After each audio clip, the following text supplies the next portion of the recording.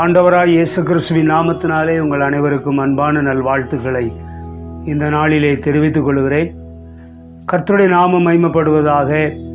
ஆவிக்குரிய சந்தோஷத்தை எப்படியெல்லாம் நாம் பெற்றுக்கொள்ளலாம் என்ற தலைப்பின் கீழே பல ஞாயிற்றுக்கிழமைகளிலே நாம் பல விஷயங்களை தியானித்து வருகிறோம். ஆண்டவருக்கு ஸ்தோத்திரம். இன்றைக்கு அந்த வரிசையிலே பிலிப்பியர் 1வது அதிகாரம் 18வது வசனத்தை நான் வாசிக்கிறேன். அந்த வசனத்தை தொட்டு அதை அடுத்துள்ள சில வசனங்களை குறித்து நாம் தியானிக்க தேவன் நமக்கு உதவி செய்வாராக. பிலிப்பியர் 1:18. இதனால் என்ன, வஞ்சகத்தினாலாவது உண்மையினாலாவது எப்படியாவது கிறிஸ்து அறிவிக்கப்படுகிறார், அதனால் சந்தோஷப்படுகிறேன், இன்னமும் சந்தோஷப்படுவேன் என்று அப்போஸ்தலனாகிய பவுல் சொல்றான். சந்தோஷப்படுகிறேன். எதற்காக சந்தோஷப்படுகிறான்? வஞ்சகத்தினாலாவது உண்மையினாலாவது எப்படியாவது கிறிஸ்து அறிவிக்கப்படுகிறார். கிறிஸ்து அறிவிக்கப்படுகிறார், அதுல அவனுக்கு சந்தோஷம். பவுலும் அந்த வேலையைத்தான் செஞ்சுக்கிட்டு இருக்கிறான். கிறிஸ்துவைத்தான் அறிவித்து கொண்டிருக்கிறான். இந்த நிருபம் எழுதும் பொழுது ரோம்ல சிறையில் இருந்து கொண்டு இந்த நிருபத்தை எழுதினதாய் நாம் அறிந்து கொள்ள முடிகிறது. கிபி 60 64 எழுதியிருக்க வேண்டும் என்று சொல்லி கணிக்கப்படுகிறது. பாருங்கள், இதில் என்ன பிரச்சனைன்னு சொன்னால், இயேசு கிறிஸ்துவை அறிவிக்கிறார்கள். ஆனால் எப்படி பாருங்க, முந்தின சில வசனங்களை நம்ம படித்து பார்த்தா தான் தெரியுது. எனக்கு சம்பவித்தவைகள் சுவிசேஷம் பிரபலமாகும்படிக்கு ஏதுவாயிற்றென்று நீங்கள் அறிய மனதாய் இருக்கிறேன். அரமனை எங்கும் உள்ளவர்களுக்கும் மற்ற யாவருக்கும் என் கட்டுகள் கிறிஸ்துவுக்குள்ளான கட்டுகள் என்று வெளியரங்கமாகி. பாருங்க, இதே பவுல் தான் சொன்னாப்புல, ஒருவன் கிறிஸ்துவுக்குள் இருந்தால் புது சிருஷ்டியாய் இருக்கிறான் என்று சொன்னான். அப்போ இந்த கிறிஸ்துவுக்குள் இருக்கிற ஒரு மனுஷன், அவன் கிறிஸ்துவுக்குள் அவன் இருக்கிறான். ஆனால் அவனுடைய கட்டுகள் கூட இப்போ கிறிஸ்துவுக்குள் ஆன கட்டுகள் என்று சொல்லி எழுதுகிறதை பார்க்கிறோம். காரணம் என்ன? கிறிஸ்துவின் நிமித்தம் கிறிஸ்துவுக்குள் அவன் இருக்கிறான். கிறிஸ்துவின் நிமித்தம், கிறிஸ்துவை அறிவித்தது நிமித்தம் அவன் இப்பொழுது சிறையில் இருக்கிறான். ஆகையினாலே அங்கே கட்டுகள் அவனுக்கு ஏற்பட்டு இருக்கிறது. அவனுக்கு அங்கே தடை இருக்கிறது. ஆனாலும் சிறையில் இருந்து கொண்டு, அதனால இந்த கட்டுகள் கிறிஸ்துவுக்கு உள்ளான கட்டுகள் என்று அது வெளியரங்கமாக எல்லோருக்கும் தெரிகிறது. சகோதரரில் அநேகர் என் கட்டுகளாலே கர்த்தருக்குள் திடன் கொண்டு பயமில்லாமல் திருவசனத்தை சொல்லும்படி அதிகமாய் துணிந்திருக்கிறார்கள். பாருங்க, பவுலை பிடிச்சு உள்ள போட்டாங்கன்னு சில சகோதரர்கள் என்ன செய்திருக்கிறார்கள்,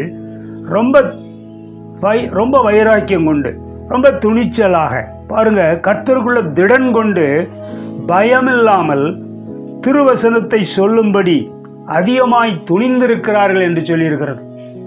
இந்த மாதிரி ஒரு ஊழியக்காரருக்கு அப்படி நேரிடும் போது ரெண்டுமே இருக்கும். அந்த அதாவது ப்ளஸ் மைனஸ் அல்லது பாசிட்டிவ் நெகட்டிவ்னு சொல்லி பார்க்குறோம். இங்கே பாசிட்டிவாக சிலர் அதை பார்த்து, இவன் சிறையில் இருக்கிறாங்கிறத பார்த்து அவர்களுக்குள்ளே ஒரு உத்வேகம், அவர்களுக்குள்ளே இன்னும் நாம் கிறிஸ்துவை அறிவிக்க வேண்டும் என்று சொல்லி என்ன செய்தார்கள், துணிந்திருக்கிறார்கள் என்று சொல்லப்பட்டிருக்கிறது. அப்போ திருவசனத்தை அந்த சகோதரர்கள் துணிச்சலோடு கூட அறிவித்தார்கள் என்று சொல்லி நாம் அங்கே பார்க்கிறோம். இதுபோலத்தான் சில வேளையில் சிலர் அதை பார்த்து பயந்து சோர்ந்து அங்கே பின்னடைவு ஏற்பட்டுவிடும். அவர்கள் அதை செய்யாமலே விட்டு விடுவார்கள். ஆனால் இந்த இடத்துல சிறைக்குள் இருக்கிற பவுலை பார்த்து, அதனால தான் எனக்கு சொல்கிறேன், பவுல் சிறையில் இருந்து கொண்டு எழுதும் பொழுது இதே நிருபத்தில் கர்த்தருக்குள் நீங்கள் சந்தோஷமாக இருங்க அப்படின்னு சொல்லி எழுதுகிறான். அப்போ என்னன்னா, அவன் உள்ளே இருந்து கொண்டு எவ்வளோ உற்சாகமாக இருக்கிறான் இல்லையா? அந்த சிறைக்குள் இருந்து கொண்டு அந்த பாடுகளை உபத்திரவங்களை அனுபவித்து கொண்டு எவ்வளவு மகிழ்ச்சியாய் சந்தோஷமாய் இருக்கிறான், எவ்வளவு உற்சாகமாய் இருக்கிறான் என்பதை நாம் அறிந்து கொள்ள வேண்டும். அப்படி உற்சாகமாய் இருக்கிறான் என்பதை இவர்கள் கேள்விப்படும் பொழுது வெளியே இருக்கிற சில சகோதரர்கள் அந்த கட்டுகளாலே கர்த்தருக்குள் திடன் கொண்டு என்ன செய்கிறாங்களா, பயமில்லாமல் திருவசனத்தை சொல்லும்படி அதிகமாய் துணிந்திருக்கிறார்கள் என்று சொல்லி அந்த இடத்துல எழுதியிருக்கிறான். இப்போ பாருங்க, அடுத்த வசனத்தில் 15 சிலர் என்ன செய்கிறாங்களாம்?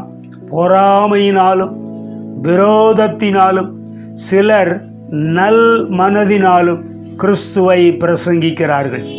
இப்போ பார்த்தா வெளியே சில குரூப் எப்படின்னா, சில நபர்கள் இயேசுவை பிரசங்கிக்கிறார்கள். ஆனால் எப்படி இருக்குதான்? சிலர் பொறாமையினாலே இயேசுவை பிரசங்கிக்கிறார்கள்.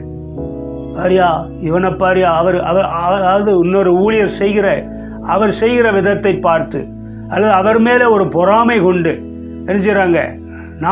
நாமும் சொல்லுவோம், நாமும் பிரசங்கிப்போம், இயேசுவை குறித்து சொல்லுவோம், பிரசங்கிப்போம் என்று சொல்லி சிலர் பொறாமையினாலே கிறிஸ்துவை பிரசங்கிக்கிறார்கள். சிலர் விரோதத்தினால. பவுலை எல்லாரும் சிநேகித்தார்களா என்று கேட்டால் கிடையாது. அவரை விரோதித்தவங்க நிறைய பேர் இருக்கிறாங்க. சிலருக்கு சில ஊழியர்களை பார்த்து கொஞ்சம் பொறாமையான எண்ணங்கள் வரும். பார்த்தீங்கன்னு சொன்னால் அவங்க முகம் கொடுத்து பேச மாட்டாங்க, முகத்தை திருப்பி கொண்டு போகிற அந்த மாதிரி காரியங்கள்லாம் உண்டு. அதனால் சிலர் சிலர் மனசுக்குள்ளே ஒரு விரோதமான ஒரு எண்ணங்கள் இருக்கும். விரோதமான எண்ணம் வைத்து கொண்டு கிறிஸ்துவை பிரசங்கிக்கிறார்கள். சிலர் நல் மனதினாலே கிறிஸ்துவை என்ன செய்கிறார்கள்? பிரசங்கிக்கிறார்கள். அதனால தான் அங்கே சுத்த மனதோடு கூட நல் மனதோடு கூட சிலர் கிறிஸ்துவை என்ன செய்கிறார்கள்?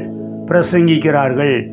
ஆகையினாலே இப்படி இயேசு கிறிஸ்துவை பிரசங்கிக்கிற அந்த ஆட்கள் கூட ஒவ்வொரு ரீதியிலே ஒவ்வொரு காரியத்தை முன்னிட்டு பொறாமை அல்லது விரோதம், இன்னொரு பக்கம் நல்மனது, இப்படி ஏதோ ஒரு விதத்தில் இயேசு கிறிஸ்து பிரசங்கிக்கப்படுகிறார்.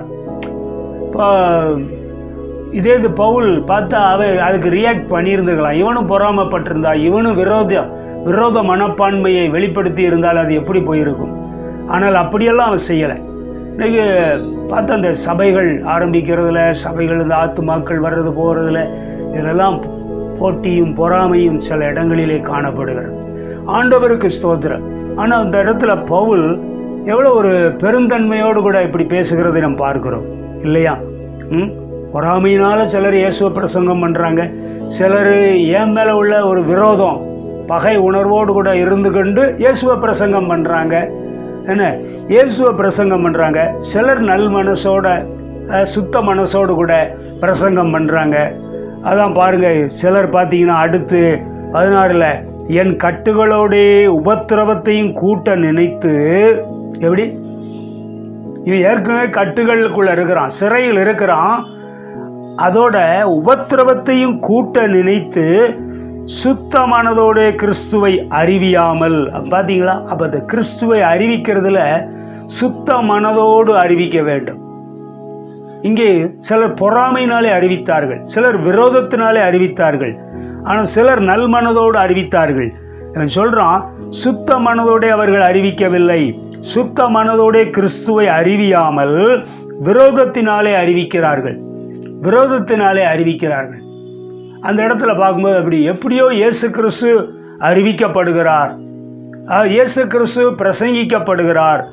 இப்படி பிரசங்கிக்கப்படுகிறதுனாலே, இயேசுவின் நாமம் அறிவிக்கப்படுகிறபடினாலே பாருங்க, இப்போ சுவிசேஷத்திற்காக நான் உத்தரவு சொல்ல ஏற்படுத்தப்பட்டவன் என்று அறிந்து சிலர் அன்பினாலே அறிவிக்கிறார்கள். சிலர் தான் பவுலை அண்டர்ஸ்டாண்ட் பண்ணிக்கிட்டாங்க.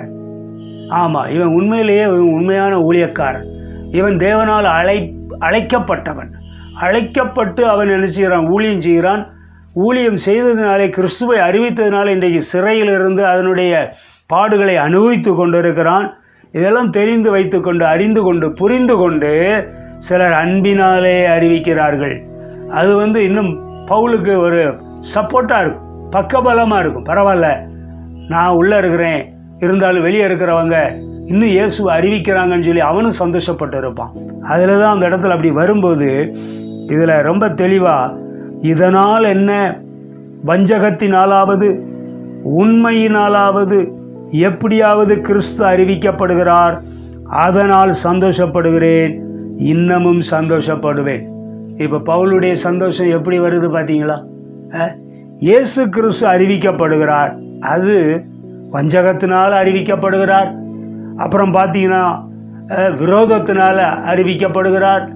சிலர் உண்மையாகவே அறிவிக்கிறார்கள், சிலர் அன்பினாலே அறிவிக்கிறார்கள். இதெல்லாம் பார்க்கும்போது ஒட்டுமொத்தமாக பார்த்தா இயேசு கிறிஸ்து அறிவிக்கப்படுகிறார். அதுதான் ரட்சிப்புக்கு நேர வழி நடத்தக்கூடியது. ஏற்கனவே பலமுறை பார்த்து விட்டோம். கிறிஸ்துவை குறித்து அவன் பிரசங்கித்தான், கிறிஸ்துவை குறித்து அறிவித்தான். யாருக்கு? அந்த கந்தாகே மந்திரி கிறிஸ்துவை குறித்து சொல்லிக்கொண்டே போனான். ஆண்டவருக்கு ஸ்தோத்திரம். அதன் பிற்பாடு 2-3 வசனங்கள், ஒரு 4-5 வசனங்களை வாசிட்டு போகும்போதே இம்மிடியட்டா அவன் இயேசுவை விசுவாசித்தான், ஞானஸ்நானம், முழுக்கு ஞானஸ்நானம் எடுத்துக்கொண்டான் என்பதை நாம் வாசிக்கிறோம். இதுபோல கிறிஸ்து அறிவிக்கப்பட வேண்டும், கிறிஸ்து பிரசங்கிக்கப்பட வேண்டும். இதில் இன்றைக்கும் அப்படி இருக்கிறது. போட்டியிலும் பொறாமையிலும் பல விதங்களில் அவரை செய்கிற மாதிரியே நம்மளும் செய்யணும்னு சொல்லிட்டு பல பேர் ஊழியங்களை எல்லாம் செய்கிறாங்க. ஆண்டவருக்கு ஸ்தோத்திரம். ஆனால் இந்த விஷயத்தில் எப்படியோ இயேசுவின் நாமம் அறிவிக்கப்படுகிறது, இயேசுவின் நாமம் அறிவிக்கப்படுகிறது. அதில் பவுல் சந்தோஷப்படுகிறான். இன்னமும் நான் சந்தோஷப்படுவேன் என்று சொல்லுகிறான். கர்த்தருக்கே மகிமை உண்டாகட்டும். ஆகவே இதிலிருந்து என்ன தெரியும் சொன்னால், எந்த சிச்சுவேஷனில் இருந்தாலும், எந்த இடத்துல இருந்தாலும் கிறிஸ்துவை அறிவித்து கொண்டிருக்கிற ஒரு அனுபவம் வேண்டும். அது மாத்திரமல்ல, மற்றவர்கள் எப்படி அறிவித்தாலும் நாம் அந்த தேவன் நமக்கு கொடுத்த கட்டளைக்கு கீழ்ப்படிந்து அவருடைய வார்த்தையை நாம் என்ன செய்ய வேண்டும்? அவருடைய அந்த கட்டளைக்கு கீழ்ப்படிந்து அதை நிறைவேற்றுகிறவர்களாய் நாம் இருக்க வேண்டும். மத்தேயு 28 கடைசியில் அவர் சொன்னது அதானே. நீங்கள் என்ன செய்யுங்க? உலகமெங்கும் புறப்பட்டு போய் சகல ஜாதிகளையும் என்ன செய்யுங்க? சீஷராக்குங்க. அவர்களுக்கு பிதா, குமாரன், பரிசுத்தாவி என்கிற நாமத்தினாலே ஞானஸ்நானம் கொடுங்க. நான் உங்களுக்கு கட்டளையிட்ட யாவை அவர்கள் கை கொள்ளும்படிக்கு அவர்களுக்கு உபதேசம் பண்ணுங்கள். புறப்பட்டு போங்கள். நான் உலகத்தின் முடிவு வரையிலும் சகல நாட்களிலும் நான் உங்களோடு கூட இருக்கிறேன் என்று இயேசு வாக்கு கொடுத்தார். ஆகையினாலே அவர் நம்மோடு கூட இருக்கிறார். அப்படி இருக்கும்போது இயேசுவை அறிவித்து கொண்டே இருக்க வேண்டும். இன்றைக்கு சிலர் சொல்லுவாங்க இல்லையா, இப்போ ஜெயிலுக்குள்ளே இருந்தாலும் இவன் சும்மா இருக்கலை, அங்கே இருக்கிறவங்களுக்கு அறிவிக்கத்தான் செய்வோம். இப்படி அங்கே தடை பண்ணவே முடியாது. கிறிஸ்துவை அறிவிக்கிற ஒரு வேலை. கர்த்தருக்கு கட்டப்பட்டு இருந்தாலும் வெளியே சுற்றி திரிந்தாலும் கிறிஸ்துவை அறிவிக்கிற ஒரு அனுபவம். மற்றவர்கள் எந்த கோணத்திலும் எந்த விதத்திலும் மனதில் எப்படிப்பட்ட ஒரு காரியங்களை வைத்துக்கொண்டு, வஞ்சகத்தை வைத்துக்கொண்டு அறிவிக்கிறார்கள் என்பதை பற்றி நமக்கு கவலை இல்லை. ஆனால் நாம் சுத்த மனதோடு கூட, நல் மனதோடு கூட இயேசுவின் கட்டளைக்கு கீழ்ப்படுகிறவர்களாய், இயேசுவை அறிவிக்கிறவர்களாய் நாம் காணப்பட வேண்டும். கர்த்தர் அதற்கு நமக்கு உதவி செய்வாராக. தொடர்ந்து பவுல் அந்த ஊழியத்தை செய்தான், நிறைவேற்றினான். கிறிஸ்துவை அறிவிக்கிற வேலையைத்தான் அவன் தொடர்ந்து செய்தான். நம்முடைய வாழ்க்கையில் கிறிஸ்துவின் பிள்ளைகள் கிறிஸ்துவுக்குள் இருந்தால் புது சிருஷ்டியாய் இருக்கிறான் என்று சொன்னாரே. கிறிஸ்துவுக்குள் இருக்கிற ஒவ்வொரு மனிதனும் புது சிருஷ்டியாய் இருக்கிறான். கிறிஸ்துவுக்குள் இருக்கிற மனிதன், கிறிஸ்துவை ஏற்றுக்கொண்ட மனிதன் கிறிஸ்துவை அறிவிக்க வேண்டும். அறிவிக்கிறவனாய் அவன் காணப்பட வேண்டும். அப்பொழுது தேவன் நம்மை ஆசீர்வதிப்பார். நம்முடைய ஆவியிலே, நம்முடைய ஆத்மாவிலே நாம் பெற்றிருக்கிற அந்த ரட்சிப்பின் சந்தோஷம் இன்னும் அது அதிகரித்து கொண்டே இருக்கும். ஏனென்று சொன்னால், அநேகரை ரட்சிப்புக்குள்ளே வழிநடத்தக்கூடிய விதத்திலே கிறிஸ்துவை அறிவிக்கும் பொழுது கர்த்தர் கடந்த நாளிலே கேட்டது போல பாவிகள் மனம் திரும்புவார்கள். மனம் திரும்பும்போது பரலோக ராஜ்யத்திலே மிகுந்த சந்தோஷம் உண்டாகும். அவர்கள் பரலோகத்தின் பிரஜைகளாய் மாறுவார்கள். இந்த உயர்ந்த நோக்கத்தில் கிறிஸ்துவை நாம் அறிவிப்போம், இயேசுவை அறிவிப்போம். கர்த்தர் நமக்கு உதவி செய்வாராக. வானங்களையும் பூமியை உண்டாக்கின சர்வவல்ல தேவனே, உம்மை ஸ்தோத்திரிக்கிறோம். இந்த நாளுக்காய் நன்றி சொல்கிறோம். பவுலுடைய இந்த சந்தோஷத்தை குறித்து நாங்கள் பார்த்தோம். ஆண்டவரே, கிறிஸ்து எப்படியாயிலும் அறிவிக்கப்படுகிறார் என்ற விஷயத்தை அவன் பார்க்கும் பொழுது அதற்காய் சந்தோஷப்படுகிறான். இன்னமும் சந்தோஷப்படுவேன் என்று சொல்கிறான். எங்களுடைய வாழ்க்கையிலும் கூட இயேசுவின் நாமம் எந்த அளவுக்கு பறைசாற்றப்படுகிறதோ அந்த அளவுக்கு நாங்கள் சந்தோஷப்படுவதற்கு எங்களுக்கு உதவி செய்யும். நாங்களும் கிறிஸ்துவை பிரசங்கிக்க இந்த வசனத்தை கேட்டுக்கொண்டு இருக்கிற ஒவ்வொருவருக்கும் நீர் அப்படிப்பட்ட கிருபைகளை தந்து வழிநடத்த வேண்டும் என்று சொல்லி இயேசு கிறிஸ்துவின் நாமத்தினாலே வேண்டிக் கொள்கிறோம் ஜீவனுள்ள பிதாவே. ஆமென், ஆமென்.